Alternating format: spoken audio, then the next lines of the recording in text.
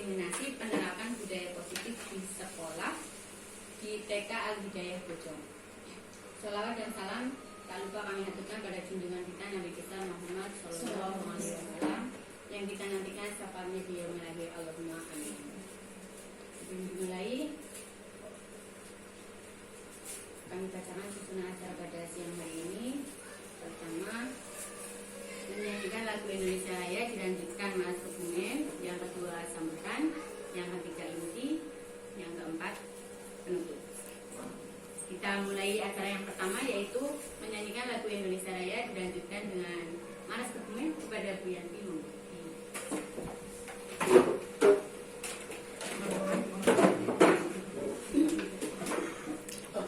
Hadirin dimohon berdiri.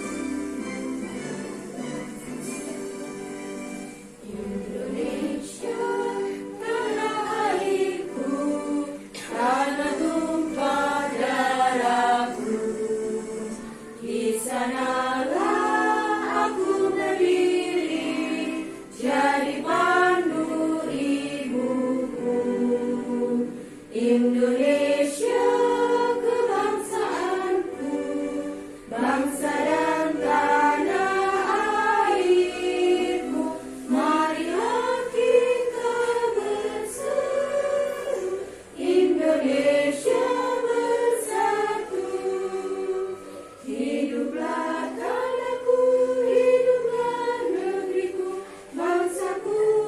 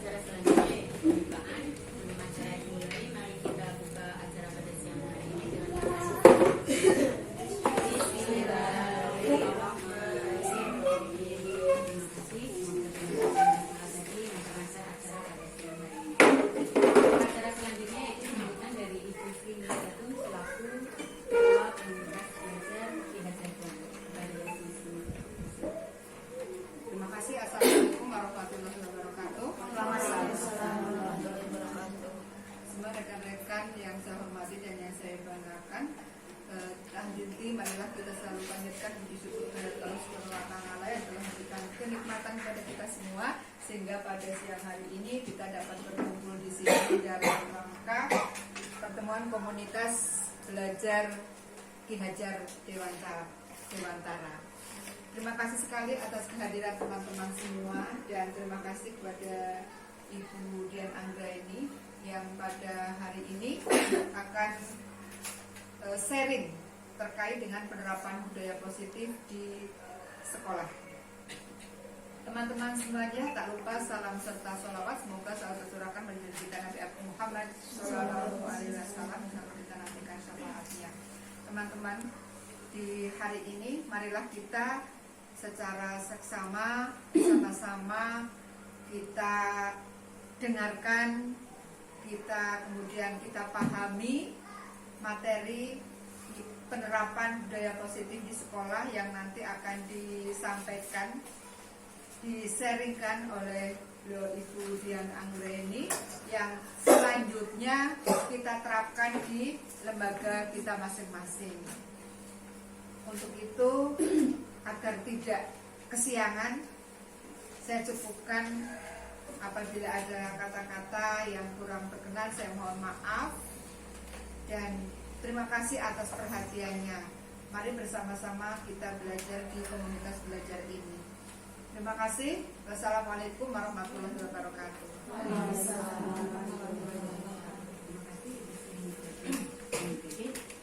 Untuk selanjutnya yaitu inti kepada Ibu Dian, waktu sepenuhnya. Terima kasih kepada teman-teman yang sudah hadir, dan terima kasih kepada pembawa acara yang telah memastikannya. Untuk menyelesaikan waktu langsung saja ya teman-teman. Di sini saya akan berbagi atau sharing tentang penerapan budaya positif di sekolah.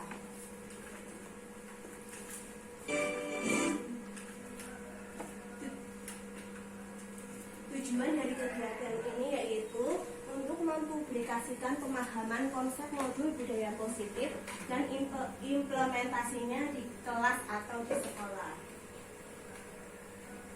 Sebelum kita masuk, sebelumnya kita buat kesepakatan dulu ya. Yang pertama bahwa untuk pada acara siang hari ini kita harus merasa bahagia ya. Kalau kita tidak bahagia nanti ilmunya tidak bisa menyerap ya. Kira-kira hari ini bahagia mboten? Bahagia. Biar lebih bahagia, saya mau cek tepuk semangatnya ya. Tepuk semangat. Semangat. Sudah pada pakai yang versi baru belum? Yang deng deng deng, ding ding ding, ding ding ding. Ya, sekarang kita pakai yang itu coba ya. Tepuk semangat. Dang dang dang, ding ding ding, dung dung dung, dang dang, ding ding ding, dung dung dung. Kayak gitu dulu. Ding ding ding, dung dung dung baru Beda ya. Ya itu kan kreatif masing-masing. Oh ya sudah, berarti diambil kesepakatan ya. Dan ding ding ding ding ding dong. Ya. Ulangin ya. Tepuk semangat. Dang dang dang, ding ding ding, dung dung dung, dang dang dang, ding ding ding, dung dung dung. Aha aha ma, aha aha nga, aha aha Semangat. Ya, tepuk tangan untuk ya. Yang kedua, tanpa mengurangi rasa hormat untuk HP di silent ya. Yang ketiga, kebenaran itu ya Bu ya. Yang ketiga itu menghormati teman yang sedang berbicara. Berarti nanti kalau ada yang sedang berbicara atau ada yang sedang berpendapat, yang lain diusahakan untuk mendengarkan. Yang keempat, menghormati pendapat orang lain. Mungkin nanti ketika kita ada sesi tanya jawab atau refleksi, mungkin pendapat dari Bu Titin dengan pendapatnya Bu Rizky berbeda, tapi kita harus menghormati ya dan menerimanya. Yang kelima, jagalah kebersihan. Kira-kira kita sepakat mboten? Sepakat. Selanjutnya,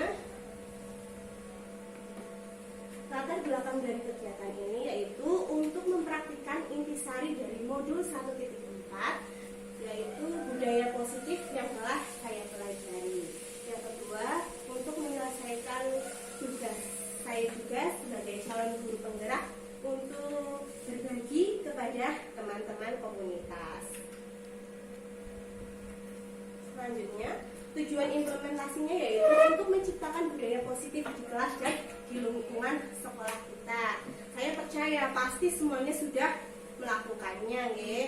Yang kedua, menumbuhkan nilai-nilai profil pelajar Pancasila kepada murid. Dan yang terakhir, menanamkan budaya positif sebagai salah satu bekal hidup murid. Tolak ukur dari kegiatan ini yaitu menjadikan budaya disiplin positif sebagai habituasi. Jadi nantinya budaya disiplin positif ini menjadi kebiasaan yang kita lakukan di dalam sekolah atau di dalam kelas kita. Yang kedua, peningkatan disiplin dan berkurangnya pelanggaran murid terhadap kesepakatan kelas. Yang ketiga, refleksi dan umpan balik dari kepala sekolah, rekan sejawat, dan murid. Materi yang akan kita pelajari pada kegiatan siang hari ini yaitu yang pertama ada disiplin positif dan nilai-nilai kebijakan universal. Yang kedua, teori motivasi, hukuman dan penghargaan serta restitusi. Yang ketiga, keyakinan kelas. Yang keempat, kebutuhan dasar manusia. Yang kelima, restitusi 5 posisi kontrol. Dan yang terakhir, segitiga restitusi. Disiplin positif.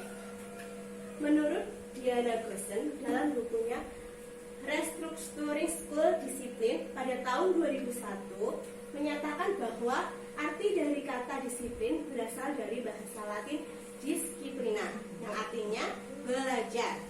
Disiplin mengacu pada disiplin diri yang memiliki tanggung jawab terhadap apa yang dilakukan berdasarkan nilai-nilai yang diyakini.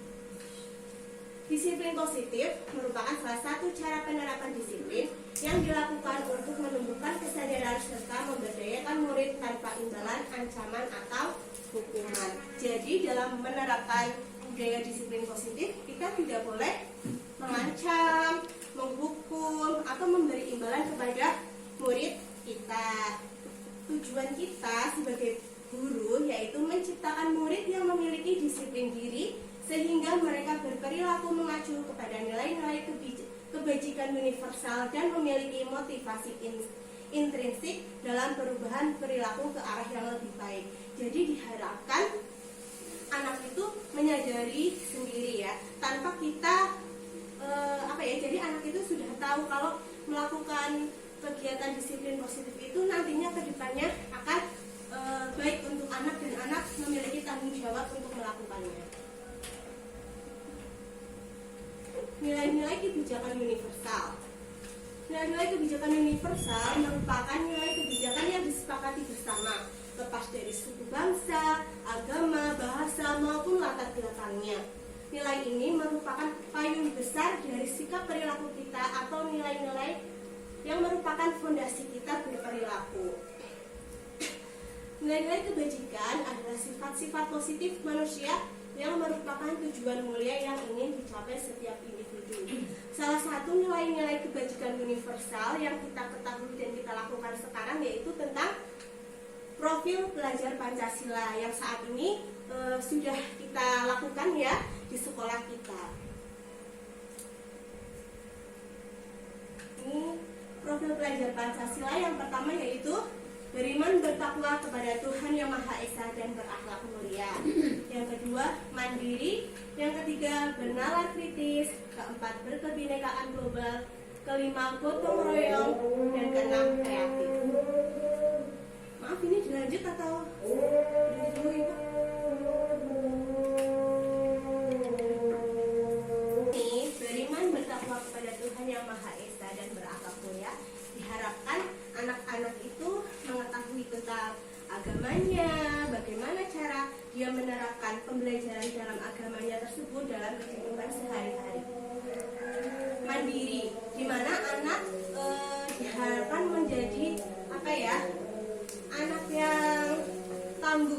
ya, tanggung jawab terhadap apa yang ia lakukan. Yang ketiga, bernalar kritis. Di sini anak diharapkan itu memiliki pemikiran-pemikiran yang kreatif. Yang keempat, berkebinekaan global, di mana anak diharapkan dapat menerima atau dapat menerima perbedaan dari antar teman-teman yang lain atau apapun itu, dan anak mau menerimanya. Yang kelima, gotong royong, di mana anak bisa saling bantu-membantu jika ada teman yang kesusahan, bersama-sama. Yang keenam, kreatif. Anak diharapkan dapat menuangkan ide atau gagasannya untuk menyampaikannya kepada kita, mungkin sebagai guru, apa yang ia pikirkan. Selanjutnya, ini beberapa contoh kegiatan yang telah kami terapkan di sekolah, yaitu sholat duha yang dilakukan setiap hari sebelum pembelajaran dimulai. Jadi setelah anak-anak masuk ke kelas, kita melakukan pembiasaan seperti Asmaul Husna, hadis, suratan pendek, dan doa-doa harian. Yang kemudian terakhirnya itu untuk sholat duha. Setelah sholat duha, kita baru masuk ke kegiatan pembelajaran. Ini di sini ada gambar atau foto anak sedang bersama-sama kerja bakti. Di sini anak sedang mengumpulkan sampah, di mana ada anak yang memegang karung, ada anak yang mengambil sampah. Jadi mereka bergotong royong. Yang ketiga, di sini ada gambar anak sedang membatik. Di sini kami melakukannya di Tanuraksan, dan di sini anak-anak itu bebas berkreasi, mau memakai warna apa dan bagaimana cara dia menuangkannya. Nah, di sini juga anak-anak sedang membuat sebuah prakarya. Tujuan penerapan disiplin positif yaitu terbentuknya murid-murid yang berkarakter, berdisiplin, santun, jujur, peduli, bertanggung jawab, dan merupakan pembelajar sepanjang hayat sesuai dengan standar kompetensi lulusan yang diharapkan. Ini ada beberapa gambar juga kegiatan upacara, ini kerja bakti, dan waktu itu ini di kegiatan di Perpusda. Kita masuk ke teori motivasi hukuman dan penghargaan serta restitusi.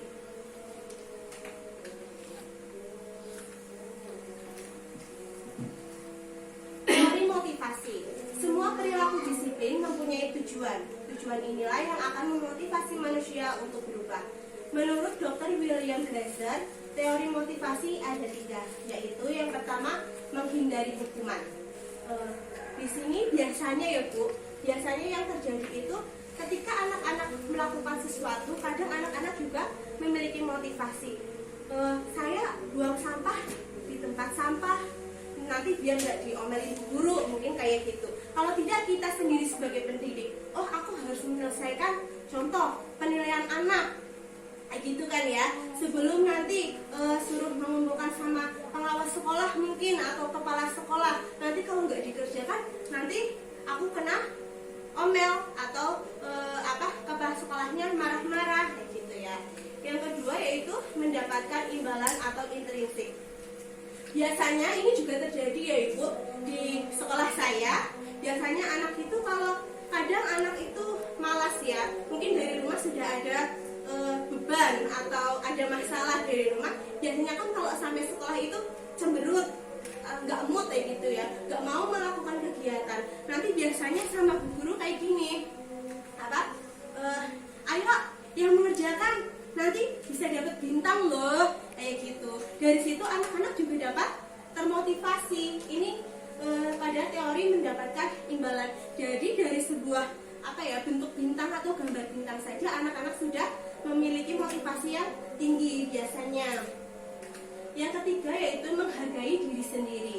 Di sini dapat dicontohkan ketika kita sebagai pendidik mengerjakan administrasi mungkin ya atau penilaian itu untuk menghargai diri sendiri. Contohnya seperti ini, memiliki pemikiran, ini tugas saya harus mengerjakannya, memang itu kewajiban saya. Jika motivasi situasi tersebut dapat memunculkan disiplin positif, di mana disiplin positif ini akan menjadi nilai-nilai kebajikan universal seperti kemandirian, tanggung jawab, disiplin, dan lain sebagainya. Selanjutnya yaitu hukuman dan penghargaan. Afikon menyatakan baik penghargaan ataupun hukuman adalah cara-cara mengontrol perilaku seseorang yang menghancurkan potensi untuk pembelajaran yang sesungguhnya. Secara ideal, tindakan belajar itu sendiri adalah penghargaan sesungguhnya. Penghargaan tidak efektif. Ini dalam jangka pendek. Penghargaan merusak hubungan, penghargaan mengurangi ketepatan, penghargaan menurunkan kualitas, penghargaan mematikan kreativitas, penghargaan menghukum. Di sini bisa kita simpulkan bahwa biasanya contohnya ya, kalau dari tadi yang kegiatan, oh nanti anak-anak kalau mau mengerjakan nanti dapat bintang. Di situ bisa disimpulkan bahwa dalam penghargaan itu apa ya? Bisa merusak hubungan juga bisa ya Ibu, antara jadi kalau aku nggak mau mengerjakan nanti bu guru nggak mau ngasih aku bintang, berarti kalau aku nggak dapet bintang nanti bisa aku diomelin mama atau ibu atau ayah di rumah. Kemudian apa ini namanya yang mematikan kreativitas itu juga bisa ya Bu. Contohnya itu di lomba, biasanya anak-anak itu nanti yang paling bagus atau di sekolah yang paling bagus nanti dipajangnya di atas sendiri, nanti selanjutnya diurutkan. Itu juga dapat mematikan kreativitas anak Ibu. Jadi anak nanti bisa apa ya, merasa minder ya, oh gambarku di urutan nomor bawah, berarti aku gambarnya kurang bagus. Jadi dari apa ya, perasaan itu anak dapat apa ya, wah aku nggak mau lagi lah gambar atau mewarnai. Itu juga bisa menimbulkan rasa seperti itu. Selanjutnya yaitu restitusi, proses kolaboratif yang mengajarkan murid untuk mencari solusi untuk masalah dan membantu murid berpikir tentang orang seperti apa yang mereka inginkan dan bagaimana mereka harus memperlakukan orang lain. Ini menurut Gosen pada tahun 1996.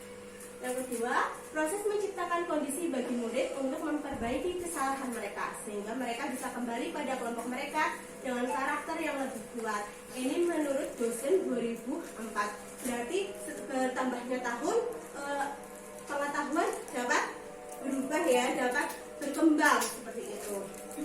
Dapat disimpulkan bahwa restitusi adalah sebuah cara untuk menanamkan disiplin positif pada siswa tanpa menghakimi, melainkan dengan cara memberikan kesempatan kepada siswa secara bebas untuk memperbaiki kesalahan mereka dengan cara dan kesadaran mereka sendiri. Ciri-ciri restitusi yaitu yang pertama, restitusi bukan untuk menebus kesalahan, namun untuk belajar dari kesalahan. Yang kedua, restitusi memperbaiki hubungan. Yang ketiga, restitusi adalah tawaran, bukan paksaan.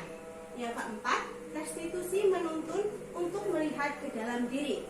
Yang kelima, restitusi mencari kebutuhan dasar yang mendasari tindakan. Yang keenam, restitusi diri adalah cara yang paling baik. Yang ketujuh, restitusi fokus pada karakter, bukan tindakan. Yang kedelapan, restitusi menguatkan. Restitusi fokus pada solusi. Dan yang terakhir, restitusi mengembalikan murid yang berbuat salah pada kelompoknya. Nanti di belakang ada contoh penerapan restitusi ya. Nah, ini perbedaan antara hukuman, konsekuensi, dan restitusi. Contoh kasusnya, siswa sering terlambat berangkat sekolah. Kalau kita melakukan hukuman, biasanya itu guru marah. Kalau bu guru marah, nanti murid jadi takut. Itu tidak boleh ya. Kalau konsekuensi, biasanya guru tegas dan siswa menghormati peraturan. Kamu tahu kan peraturan di sekolah itu apa? Nah, jadi kan nanti siswa jadi hormat terhadap peraturan, tapi di situ guru tegas ya.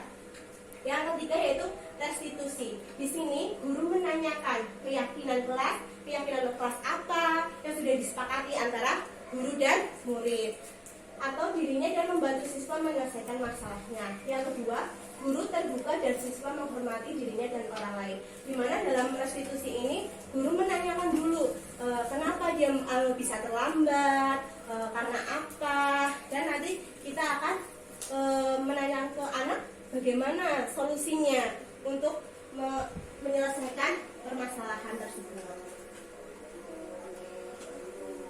Nah, selanjutnya yaitu tentang keyakinan kelas. Maaf nggak ada bapak. Ibu semuanya sudah bikin keyakinan kelas dengan murid-muridnya?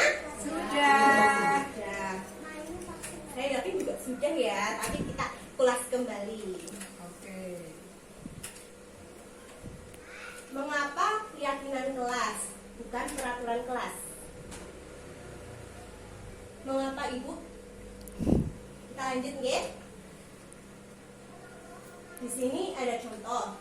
Mengapa kita memiliki peraturan tentang penggunaan helm pada saat mengendarai motor? Kemungkinan jawaban kita, jawaban umum ya Bu ya, adalah untuk keselamatan. Kita tahu helm itu untuk keselamatan. Nilai-nilai keselamatan inilah yang kita sebut sebagai suatu keyakinan, yaitu nilai-nilai kebajikan universal yang disepakati secara tersirat dan tersurat lepas dari latar belakang suku, negara, bahasa maupun agama. Di sini kita percaya ya Bu, kalau naik motor ya pakai helm. Itu buat keselamatan kita, maupun itu agamanya mau Islam, Kristen, Hindu, Buddha, semuanya percaya ya, mungkin semuanya ya, satu dunia itu percaya kalau helm itu buat keselamatan ketika kita naik motor, naik kendaraan. Iya, helm ya, kita naik helm nggak bisa ya. Keyakinan kelas adalah nilai-nilai kebajikan atau prinsip-prinsip universal yang disepakati bersama secara universal, lepas dari latar belakang, suku, negara, bahasa maupun agama. Menurut Goshen, pada tahun 1998, suatu keyakinan akan lebih memotivasi seseorang dari dalam atau dari intrinsik. Seseorang akan lebih bersemangat untuk menjalankan keyakinannya daripada hanya sekedar mengikuti serangkaian peraturan. Dalam membentuk keyakinan kelas, hal-hal yang kita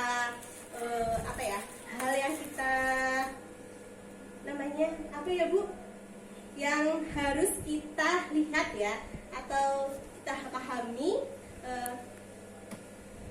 itu keyakinan kelas bersifat lebih abstrak daripada peraturan yang lebih rinci dan konkret. Yang kedua, keyakinan kelas berupa pernyataan universal. Jadi keyakinan kelas itu tidak hanya untuk murid saja, tapi kita sebagai guru juga melakukan keyakinan kelas tersebut. Yang ketiga, pernyataan keyakinan kelas senantiasa dibuat dalam bentuk positif. Ya, di sini jadi kata-kata untuk membuatnya itu kata-kata yang bagus-bagus ya. Tidak boleh itu ada jangan membuang sampah di tempatnya. Mungkin lebih tepatnya itu buanglah sampah pada tempatnya. Yang lebih bagus lagi itu terima kasih telah membuang sampah pada tempatnya.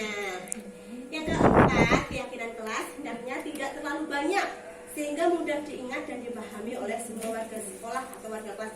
Jadi kata-katanya itu jangan terlalu panjang seperti itu ya Ibu. Apalagi kita mengajarnya itu anak-anak TK. Nah, keyakinan kelas sebaiknya sesuatu yang dapat diterapkan di lingkungan tersebut. Yang keenam, semua warga sekolah atau kelas hendaknya ikut berkontribusi dalam pembuatan keyakinan kelas melalui kegiatan curah pendapat. Nah, di sini dalam pembuatan keyakinan kelas tidak boleh itu hanya bu guru saja yang membuat, tapi kita menanyakan kepada anak-anak dan pendapat anak-anak kita tampung, lalu kita olah menjadi kata-kata yang positif dan tidak terlalu panjang. Yang ketujuh, bersedia meninjau kembali keyakinan kelas dari waktu ke waktu. Jadi contohnya tahun ini kita sudah buat keyakinan kelas, tapi kan dengan murid contoh kelompok A. Ketika murid itu pindah ke kelompok B, kita dapat murid baru di kelompok A. Masa iya keyakinan kelas kita sama dengan yang tahun lalu, padahal kan murid-murid kita baru. Jadi setiap tahun mungkin bisa mengganti keyakinan kelas, atau mungkin beberapa bulan sekali bisa diganti keyakinan kelas yang telah dibuat. Nah, ini contoh keyakinan kelas di TK Al-Hidayah. Yang pertama itu kehadiran. Jadi siswa atau murid hadirnya jangan terlambat, bukan tepat waktu, Bu. Kalau tepat waktu masuknya 7:30. Nanti kalau tepat waktu 7:30 baru masuk, belum minta main dan lain-lain ya. Jadi guru dan murid juga melakukan kehadiran yang tidak terlambat. Kalau di sini peraturannya 15 menit sebelum masuk anak-anak sudah berangkat. Yang kedua, menjaga kebersihan. Yang ketiga, tolong menolong. Jadi kalau ada temannya yang jatuh atau kesusahan, anak-anak harus menolong, juga gurunya ya. Terus budayakan 5S. Setiap berangkat sekolah, anak-anak salim, menyapa. Kenapa? Senyum, iya senyum. Padahal kan ada anak yang berangkat, yaitu kalau dari rumah sudah ada moodnya jelek, kadang sampai sekolah cemberut terus. Biasanya yang dilakukan sih kalau di sini, ayo mana senyumnya, kalau masih nggak mau mana giginya, kayak gitu. Selanjutnya itu bertanggung jawab, dan yang terakhir saling menghormati. Itu keyakinan yang kelas menurut saya sih cukup umum ya Bu ya. Nah, yang selanjutnya itu kebutuhan dasar manusia. Kebutuhan manusia adalah segala sesuatu yang dibutuhkan manusia untuk mempertahankan keseimbangan kondisi fisiologis dan psikologis yang bertujuan untuk mempertahankan kehidupan dan kesehatan. Ya. Jadi kebutuhan dasar manusia itu ada 5. Yang pertama, kebutuhan untuk bertahan. Kebutuhan untuk bertahan hidup atau survival adalah kebutuhan yang bersifat fisiologis untuk bertahan hidup, misalnya kesehatan, rumah, dan makanan. Nah, ini contohnya jika biasanya ada anak yang berangkat sekolah kok lesu, nggak fokus, biasanya di sekolah pasti ditanya ya sama guru, loh kamu kenapa? Kok hari ini lemes banget sih? Dan jawabannya, aku belum makan. Nah, aku belum makan itu merupakan kebutuhan untuk bertahan ya pada diri anak. Biasanya seperti itu ya, aku belum makan. Kenapa belum makan? Kesiangan ya, ibunya belum masak. Yang kedua yaitu kasih sayang dan rasa diterima. Kebutuhan untuk disayangi dan diterima meliputi kebutuhan akan hubungan dan koneksi sosial, kebutuhan untuk memberi dan menerima kasih sayang, dan kebutuhan untuk merasa menjadi bagian dari suatu kelompok. Ya, di kebutuhan kasih sayang ini jadi kita itu merasa ingin diterima ya, kasih sayang. Ibaratnya kayak gini, contoh kasus seperti ini. Ada anak namanya Multi. Dia mencoret-coret tembok, tapi anak-anak lain, teman-teman lain senang kalau dia coret-coret tembok. Jadi, wah kamu berani ya, coba lagi. Nah, Multi karena merasa teman-temannya sayang sama dia, dia merasa teman-temanku mau main sama aku kalau aku berani coret-coret tembok. Nah, itu berarti Multi memenuhi kebutuhannya, yaitu kebutuhan kasih sayang dan rasa diterima. Selanjutnya yaitu kebutuhan kebebasan. Kebutuhan kebebasan merupakan kebutuhan akan kemandirian, otonomi, memiliki pilihan, dan mampu mengendalikan arah hidup seseorang. Nah, di sini biasanya itu anak-anak dalam kegiatan pembelajaran. Biasanya kalau kegiatan pembelajarannya anak-anak mungkin kurang ada minat di situ ya, kurang suka, anak-anak itu biasanya ada yang lari-lari gitu kan,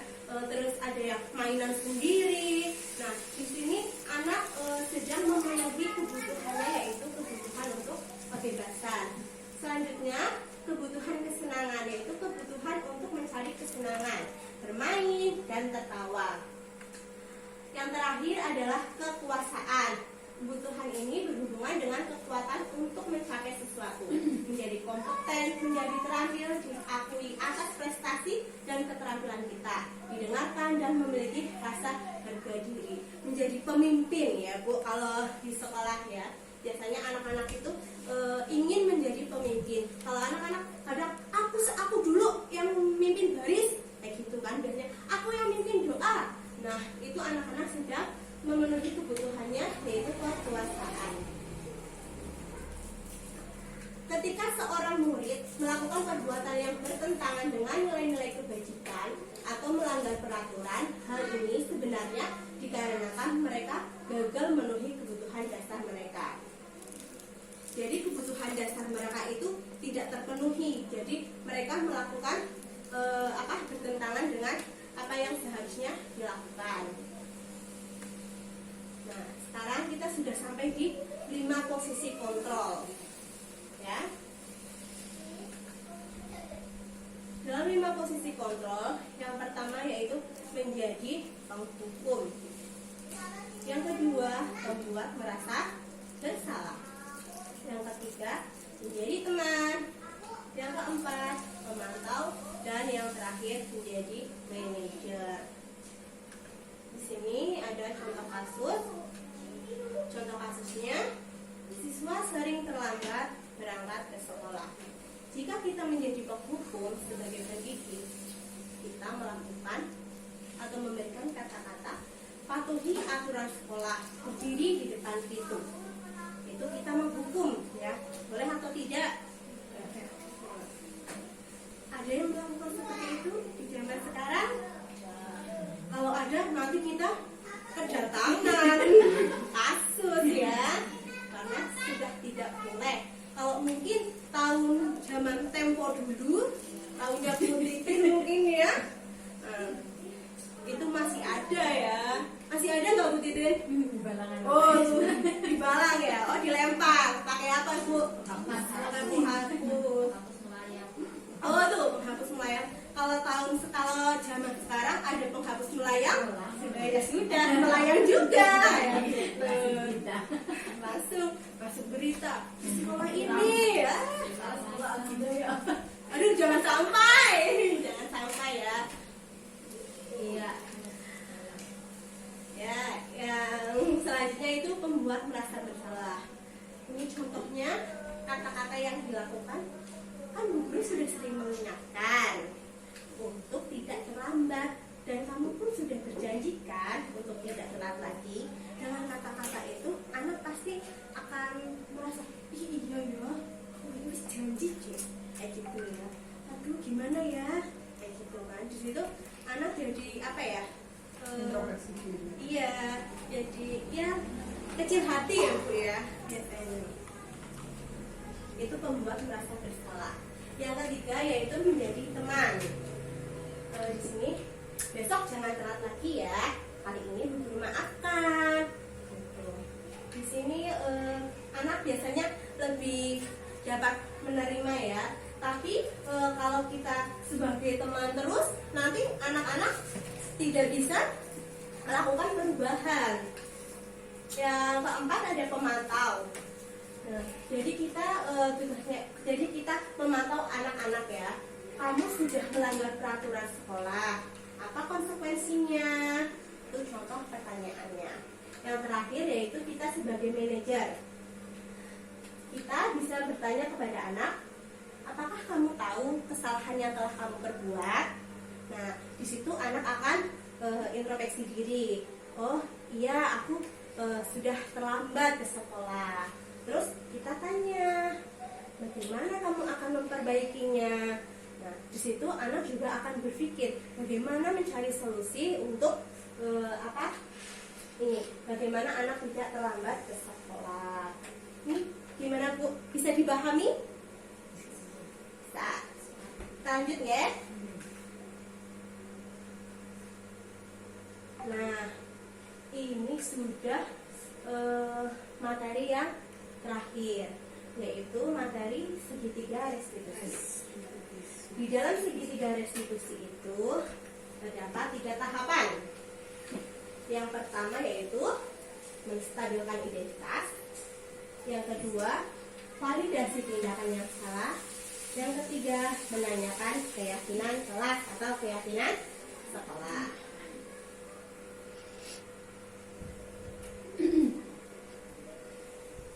Menstabilkan identitas berarti mendorong siswa atau murid untuk berefleksi bahwa tindakannya itu salah. Jadi kita mendorong siswa ya untuk mengingat apa yang telah dia lakukan. Yang kedua, validasi tindakan yang salah, di mana di sini upaya untuk membantu siswa mengidentifikasi kebutuhan dasar yang mendasari mereka melakukan kesalahannya. Jadi kita tanya, apa betul kamu lakukan ini? Kenapa? Gitu ya, Bu. Terus yang ketiga, menanyakan keyakinan kelas. Setelah kita menanya-nanya, bertanya, dan mendapatkan jawaban, kita ingatkan lagi kepada anak. Kamu masih ingat nggak keyakinan kelas atau keyakinan sekolah yang sudah kita buat? Nah, setelah itu nanti kita juga tanya lagi. Terus kalau seperti itu, kedepannya mau bagaimana? Bagaimana kamu bisa memperbaiki kesalahan tersebut? Di sini saya ada contoh praktik penerapan segitiga restitusi yang sudah saya lakukan di sekolah kepada murid saya, namanya Luna, di mana dia waktu istirahat makannya sambil berdiri dan makan di luar kelas. Alhamdulillah Mbak Luna. Bu Guru boleh ngobrol-ngobrol dulu sebelum Mbak Luna pulang? Boleh, ya terima kasih ya Mbak Luna. Saya izin minum ya Bu. Tahu nggak kenapa Mbak Luna suruh ngobrol sama Bu Dian? Tahu nggak? Tahu kenapa? Belum tahu? Oh belum, ya sudah. Nih, Guru mau tanya ya Mbak Luna.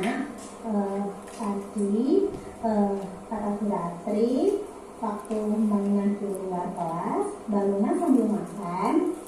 Iya, oh ya. Terus tadi juga ada temennya yang bilang kalau Mbak Luna itu di dekat pintu berdiri sambil makan juga. Iya, oh ya. Kalau makan di luar kelas sambil makan juga di depan pintu, kira-kira boleh atau tidak? Tidak, ya. Kalau ya Mbak Luna, untuk hari ini Mbak Luna mungkin membuat salah, Mbak Luna, tapi nggak apa-apa ya. Itu wajar terjadi ya, karena kita manusia ya, karena manusia juga nggak luput dari salah pun juga tidak sempurna. Kalau Bu Guru boleh tahu, kenapa Mbak Luna makan di luar, terus makan juga berdiri, kenapa? Mbak Luna kenapa melakukan makan di luar tadi? Lupa. Oh lupa, iya. Udah, gak apa-apa ya, yang penting besok pulang pagi. Iya, Mbak Luna, Ibu mau tanya lagi nih, Mbak Luna masih ingat nggak keyakinan kelas kita apa kalau makan? Masih. Apa coba? Makan di dalam. Makan di dalam. Betul sekali. Kira-kira tadi Mbak Luna makan di luar itu sesuai nggak sama keyakinan kelas kita? Oh enggak ya. Ibu tanya satu kali lagi nih ya.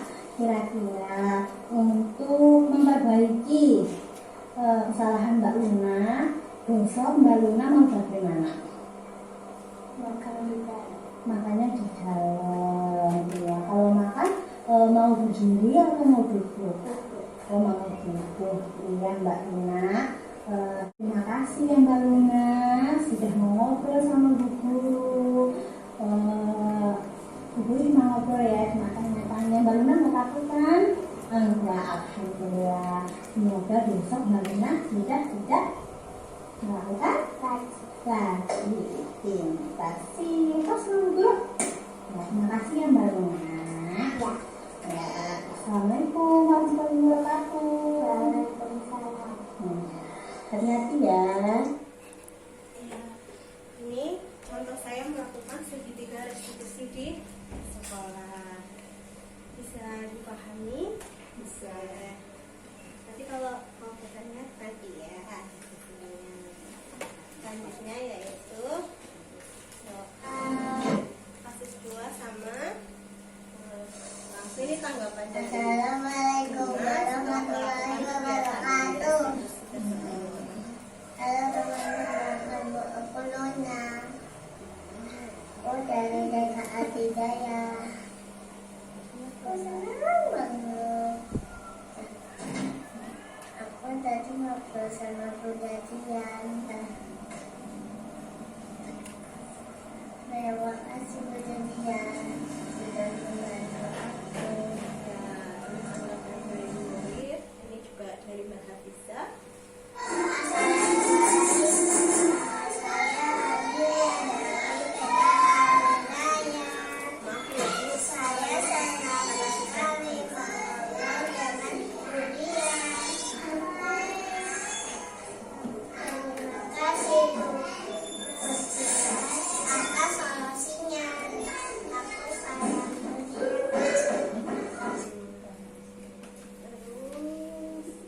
Ya, sekarang kita melakukan refleksi. Yaitu yang pertama, perasaan saya setelah mengikuti kegiatan ini. Ini untuk semuanya ya, biar adil. Dimulai dari Rizky. Oh, dari tengah. Dimulai dari Busri. Ya, terima kasih untuk perasaan saya mengikuti kegiatan di hari ini. Senang.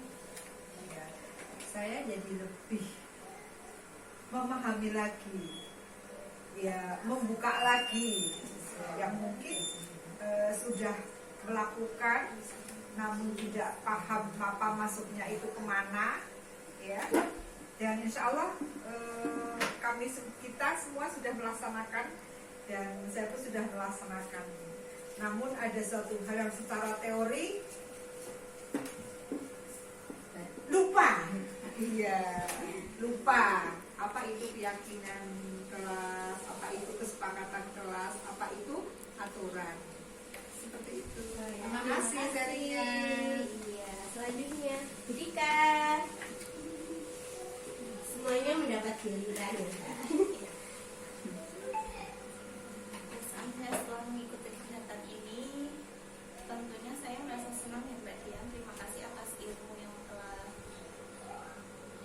diberikan kepada saya. Ya mungkin dari lembaga saya juga sudah melaksanakan. Cuma untuk teorinya mungkin belum seberapa tahu. Jadi sekarang lebih paham. Terima kasih. Sama-sama. Bu Yuni. Ya, terima kasih Bu Dian.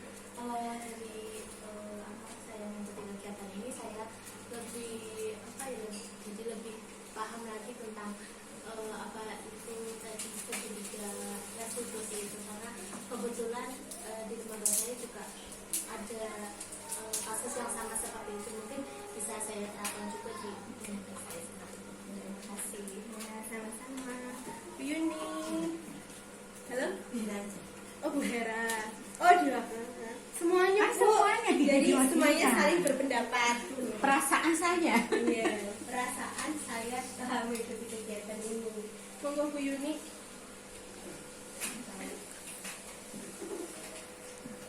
Setelah saya ikuti kegiatan ini, nah, jadi tambah apa? Tahu, paham gimana cara mendidik anak. Terima kasih Bu Yuni. Bu Hera. Perasaan saya setelah mengikuti kegiatan ini senang dan menambah wawasan saya seperti itu. kasih Ibu Titin. Perasaan saya setelah mengikuti kegiatan ini yang pertama senang, terus jadi tambah ilmu, lebih paham lagi, walaupun sebetulnya mungkin di lembaga sudah dipraktekkan, cuman ya itu secara teori kan baru tahu ini yang namanya ini gitu. Sebetulnya mungkin setiap harinya sudah nih, tapi baru tahu yang namanya restitusi itu apa, terus apa tadi yang lain-lain itulah baru tahu itu. Iya. Terima kasih. Bu Rizky. Perasaan saya setelah mengikuti kegiatan hari ini ya, tentunya senang sekali dan saya mendapat seperti pemahaman tentang apa itu restitusi dan ya seperti keyakinan jelas untuk lebih kedepannya untuk lebih dipahami rezeki. Pirin. Perasaan saya juga merasa senang. Alhamdulillah di sini dari tambah ilmu, tambah pengetahuan, terutama dari bagian ya banyak sekali masukan yang bisa ya saya nanti implementasikan di lembaga saya juga. Untuk ini materi ini saya lebih paham tentang keyakinan kelas dan juga tadi yang fungsi kontrol dulu ternyata ada 5 ya. Biasanya kan selama ini cuma ya paling menegur terus mungkin bisa apa ya memberikan kayak mungkin hukuman atau sebenarnya hukuman juga ada yang baik ada yang enggak sih, tapi melalui ini jadi saya lebih tahu oh ternyata harus mungkin 5 itu bisa dikolaborasikan. Terus kedepannya saya juga ya ini mau implementasikan apa yang Mbak Dian ilmunya ini untuk di lembaga saya. Terima kasih teman-teman sudah merefleksikan tentang perasaannya hari ini setelah mengikuti kegiatan diseminasi ini. Selanjutnya berarti dimulai lagi dari Gusti Mujihatun ya. Selamat Gusti. Langsung saja mungkin ya pertanyaan kedua dan tiga. Setelah mengikuti materi diseminasi ini, saya menjadi paham bahwa ya Bu. Kemudian kedepannya saya akan apa kedepannya Bu setelah mengikuti kegiatan pada siang hari ini. Mohon Bu Sri. Terima kasih. Di sini intinya kita pengen sharing tentang budaya positif ya. Berarti menurut pemahaman saya setelah terkait dengan penerapan budaya positif itu sangatlah baik dan itu menjadi strategi kita untuk bisa menanamkan karakter pada anak-anak seperti itu. Dan kedepannya ya kami di lembaga kami memang sudah melaksanakan ini dan selanjutnya akan kami evaluasi lagi apa yang sudah dilaksanakan terkait dengan adanya pembuatan keyakinan kelas dan penanaman budaya positif. Itu tadi ada contoh-contoh terkait penanaman moral ya, sikap perilaku, terus ada contohnya dengan pengembangan bakat anak. Itu kan tadi contohnya kegiatan macam-macam, ada yang moral, kita ada penanaman pembiasaan pelaksanaan sholat duha, kemudian menghafalkan Al-Quran dan doa-doa ya, kemudian untuk penerapan gotong royong pokoknya untuk bisa mewujudkan profil pelajar Pancasila seperti itu. Ya beri tepuk tangan dulu. Ya, selanjutnya Bu Dina sudah ke kamar mandi mungkin ya. Selanjutkan Bu Yuni mohon. Saya mengikuti materi diseminasi ini, saya jadi lebih paham tentang tadi karakter profil pelajar Pancasila itu ya Bu, terus juga budaya positif dan juga segitiga restitusi itu. Terus kedepannya saya akan menerapkan budaya positif itu yang mungkin berbeda dengan lembaga saya seperti itu, dan juga pembiasaan baik yang lain. Terima kasih. Ya, ini beri tepuk tangan dulu Bu Yuni dan selanjutnya Bu Yuni lagi. Sama-sama Ibu Yuni. Setelah mengikuti materi ini, saya menjadi paham bahwa budaya positif profil Pancasila paham dan insya Allah kedepannya saya akan di lembaga saya akan menerapkan Tepuk tangan untuk diri. Berbeda. Setelah mengikuti materi diseminasi ini, saya jadi paham tentang budaya positif. Untuk kedepannya saya akan menerapkan di sekolah agar lebih baik. Terima kasih, saya tepuk tangan. Setelah mengikuti materi diseminasi ini, saya menjadi paham bahwa kegiatan seperti keyakinan kelas itu bisa dibuat tidak hanya 1 tahun sekali, tapi bisa berubah-ubah sesuai dengan keadaannya, kebutuhan. Terus ada lagi masalah, apalagi itu masalah yang hukuman apa ya boleh apa tidak, seperti itu. Jadi lebih paham. Kedepannya mungkin akan saya implementasikan di lembaga agar lebih baik lagi. Enggak, Bu Rizky.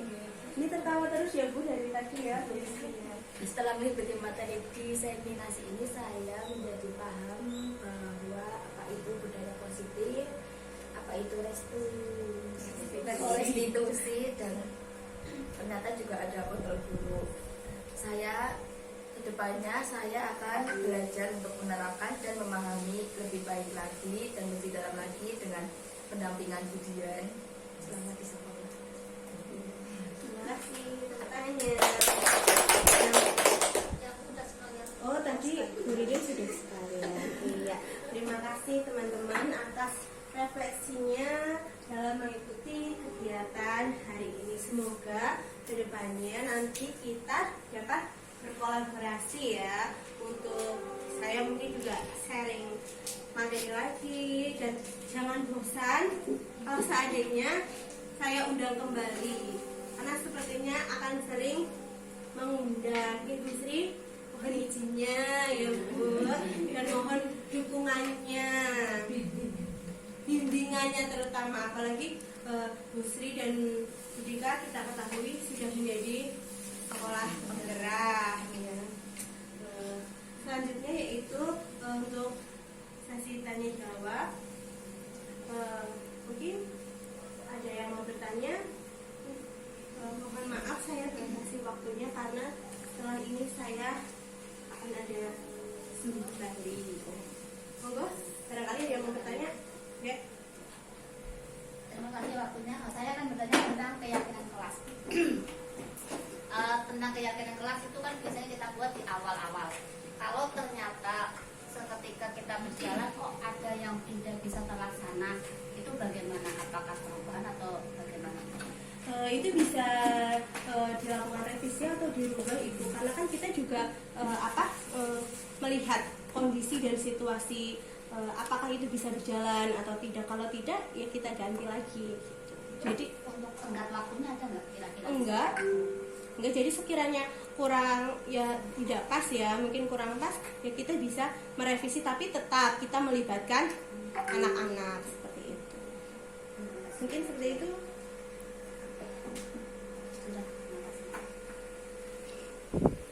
Masih ada yang mau bertanya? Enggak? Iya, atau menambahkan boleh ya. Tidak bertanya boleh menambahkan. Enggak? Ya, terima Sri, kasih. ya? Ya, terima kasih. Ini dalam pelaksanaan keyakinan kelas tentunya tidak bisa secara langsung, misal ada keyakinan kelas banyak 6. Nah, itu kan kita tidak bisa langsung untuk menyampaikan 6 dan anak melaksanakan 6 itu. Nah, adakah batasan sebaiknya berapa dulu? Nah, Ya, terima kasih ya Bu Sri pertanyaannya. Sejauh ini yang saya ketahui sih tidak ada batasan. Namun dalam penggunaan tidak ada batasan, namun jangan terlalu banyak. Kayak gitu Bu. Kalau batasannya harus 5 atau 6 itu belum ada belum ada batasan berapa jumlahnya, tapi hanya ada pengertian bahwa jangan terlalu banyak dan jangan menggunakan kata-kata yang terlalu panjang, Jadi menggunakan kata-kata yang positif dan bisa dimengerti oleh anak, mudah dimengerti oleh anak. Contohnya yang tadi saya buat yaitu kebersihan. Tapi di dalam kata-kata itu antara anak dan bu guru sudah meyakini bahwa kebersihan itu tanggung jawab kita bersama. Jadi dalam melakukannya itu tidak hanya tugas anak, tapi tugas kita semua. Dan itu merupakan apa ya? Jadi di situ sudah ada lebih tinggi dari kesepakatan ya, bahwa kita meyakini itu seperti itu. Oh iya. Itu tadi bukan banyaknya dari keyakinan, tapi ini waktu penerapan ke anak. Yo, kita kan anak kan bertahap untuk penerapannya. Iya. Apa sebaiknya satu-satu saja dulu atau dua-dua? Seperti itu masing-masing. Strategi untuk penerapannya. Untuk menerapkannya ya Bu. Kalau strateginya kalau di sini sih biasanya dengan pembiasaan sih Bu. Tapi kalau kan kita sudah bikin keyakinan itu secara bersama-sama ya, anak juga tahu bahwa beberapa keyakinan itu kita buatnya bareng-bareng dan kita sudah sepakat. Jadi kita melakukannya ya bareng-bareng itu, tapi kita juga tetap mengingatkan. Karena contohnya kayak tadi buang sampah itu kan itu pasti itu tidak satu hari ya Bu ya, tidak, maksudnya dalam penerapannya itu tidak satu hari langsung semua, juga bisa tergantung situasi dan kondisi. Seperti yang Bu gotong royong itu kita lakukan biasanya kalau waktu kerja bakti atau piket kelas, itu kita lakukannya seperti itu Bu. Jadi kita kan punya target ya. Iya. Punya target. Saat ini saya akan memberi untuk pemahaman ke anak keyakinan yang pertama, misalnya kebersihan, gitulah. Kita siklus berapa hari, misalnya kita ternyata dalam jangka waktu 5 hari anak sudah menjadi pembiasaan. Kemudian kita tambahkan lagi targetnya lagi. Kita akan menerapkan keyakinan yang kedua. 5 hari lagi, dia ternyata sudah menjadi pembiasaan, dan kita selalu mengingatkan dari yang pertama, yang kedua, terus bertahap seperti itu. Itu mungkin bisa menjadi strategi untuk bisa pelaksanaan keyakinan itu. Ya, itu bisa Ibu, itu juga tergantung strategi dan penerapan di lembaga masing-masing ya. Karena setiap lembaga juga memiliki karakteristik dan khasnya masing-masing dari setiap lembaga tersebut. Begitu Ibu. Dapat diterima Ibu. Saya terima. Sama-sama Ibu. Sudah? Ya. Mungkin cukup sekian diseminasi tentang budaya positif yang saya berikan kepada teman-teman.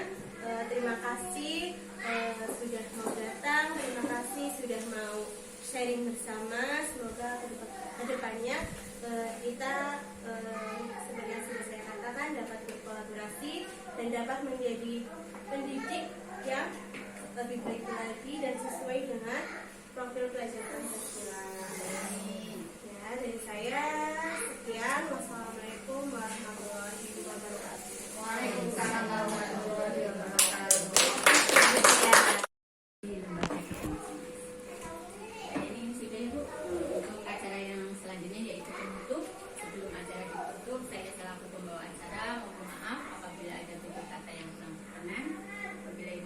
Mari kita tutup pertemuan hari ini dengan bacaan hamdalah. Alhamdulillahirobbilalamin. Terima kasih. Wassalamualaikum warahmatullahi wabarakatuh. Waalaikumsalam warahmatullahi wabarakatuh.